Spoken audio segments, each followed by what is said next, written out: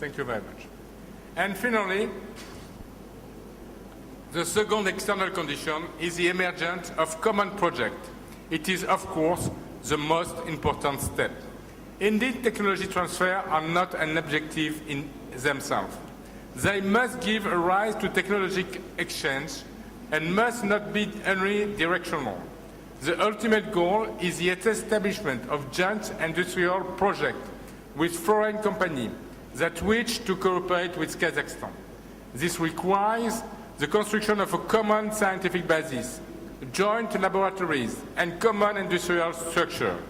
I say this with conviction and firmness as a co-chairman of the Franco-Kazakhstan Technology Transfer Center. The transfer of technology must create value.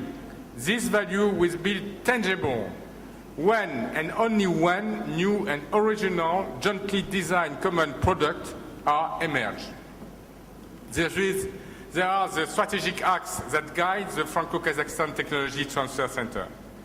Aiming at innovation, involving technological and academic basis of Kazakhstan, implementing real technology transfer with their science center and French company, focusing on creation of joint laboratory, and finally, leading to creation of real companies that produce competitive products on the domestic market,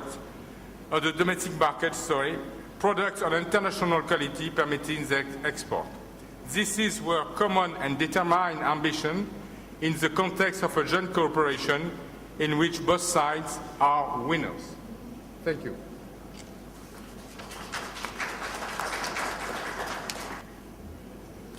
Good afternoon. I represent the Closed Nuclear Centres Programme, CNCP, which is a 10-year, $70 million initiative funded by the governments of Great Britain and Canada and managed by a consortium of HCSPE Limited and AEA Technology. Its aim is to help former Soviet nuclear weapons scientists and engineers to set up commercially viable non-military businesses and so reduce the risk of the spread of nuclear weapons skills and knowledge. We work with former weapons research institutes in Kazakhstan, Russia, Armenia, Belarus, Georgia, Ukraine, and Uzbekistan.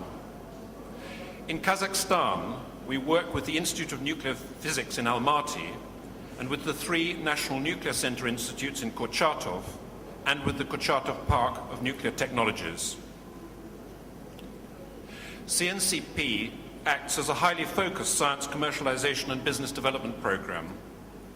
In the process, we're helping to create some 3,000 direct jobs for scientists, engineers, and technicians across the participating republics. The program is supporting a total of over 140 projects, of which some 20 are located in Kazakhstan. These projects include healthcare engineering, energy saving, medical isotopes, sensors and detectors, radiation monitoring, and water purification. CNCP is now in its 9th year. It has a track record of success in creating viable businesses and sustainable, good quality employment. Over 85% of our business startup projects are successful, a substantially higher proportion than is achieved by conventional loan or venture capital business startup programs. The program has helped to create a commercialization support infrastructure in the 18 institutes and weapons cities where we work. It has created a network of relationships between the participating institutes, which also reaches out to research establishments and science-based companies in Great Britain, Russia, and other parts of the world. These relationships will continue to develop and to grow after the program has reached its conclusion in the first half of 2012. The British and Canadian governments are keen that the lessons learned through CNCP should be disseminated as widely as possible. In Kazakhstan, we are working with the National Innovation Fund on the development of the National Commercialization Strategy, bringing together CNCP's experience with a very considerable body of experience which has been developed in the country over the last 20 years. Kazakhstan has significant potential in terms of applying scientific research in the commercial sphere. However, as in other former Soviet republics, actual progress in turning scientific and technical innovations into products and services has not been as rapid as might have been hoped.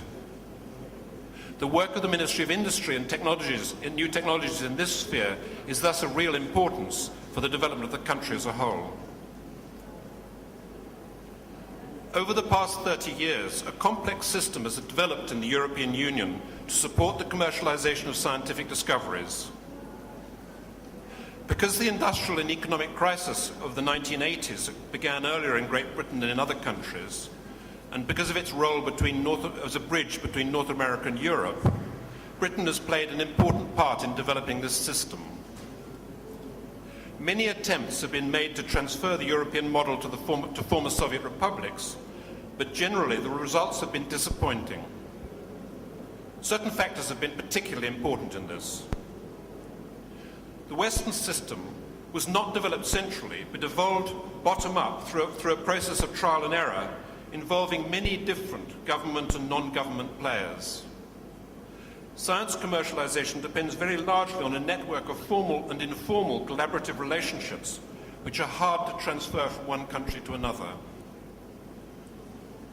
Efforts to promote exchange of experience have concentrated on examples of success and have ignored the many problems and failures experienced in the West, which often have important lessons for policymakers.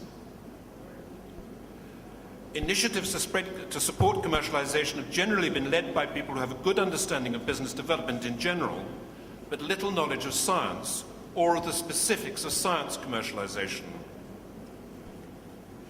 Advisors have failed to address the basic problem of how to fund start-up problems in companies in societies where the financial services industry is not fully developed. Most programs have focused on institution building and formal training rather than on what is really provided, which are resources, i.e. money, and hands-on experience. Initiatives have tended to have time horizons of not more than 3 or 4 years and to have focused on technical assistance, while experience in the West indicates that science commercialization requires 10 to 15 years and depends critically on economic incentives. How then has CNCP succeeded where other programs have failed? First of all, the program has never involved Western specialists turning up with a briefcase of ready-made solutions.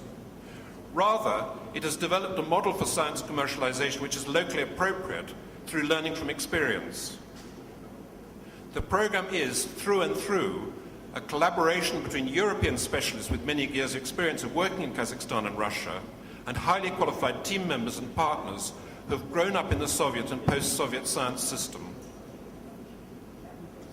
A number of the directors and deputy directors of the nuclear institutes where we work have played an active and creative role in shaping the program alongside the full-time members of the team.